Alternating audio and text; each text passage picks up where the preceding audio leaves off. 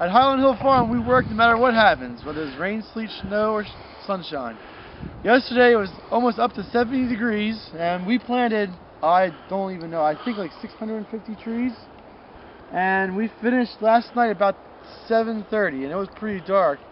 Now this morning we wake up and it's snowing, but we didn't complete backfilling around the trees. So since the ground is still warm from being 70 yesterday, I'm going back through and putting dirt around the trees to make sure the trees are at the right level and straighten them and things like that.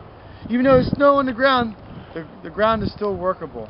So what we planted, this is a Zelkova, a green vase Zelkova, and there's a really nice Japanese elm. They have a real nice branching structure that's in V shape, so that you can put them as street trees. That's mostly what they were used for. This is not as big as some of the other varieties of elm, but it's still a good green vase shaped tree.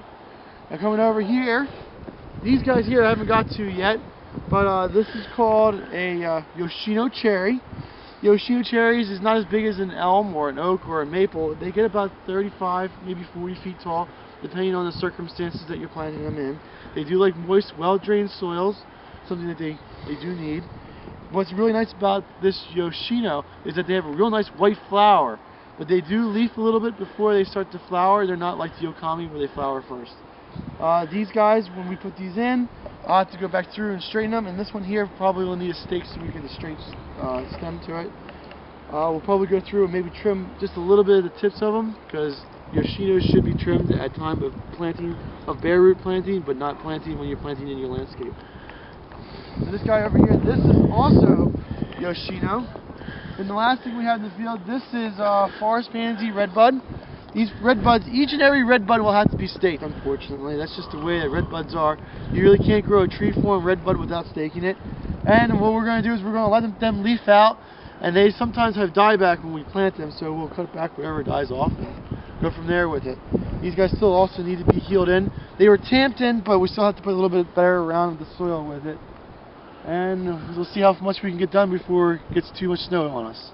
All right, thank you very much, Mike. And if somebody has a question, how can they get a hold of you? You can call me on my cell phone. My cell phone number is 267-446-2376. All right, thank you very much, Mike. This video was produced at Highland Hill Farm. We grow and sell screening and buffering trees in Bucks County, Pennsylvania. And these are our green giant arborvitaes. Call us for your screening tree needs at 215-651-8329.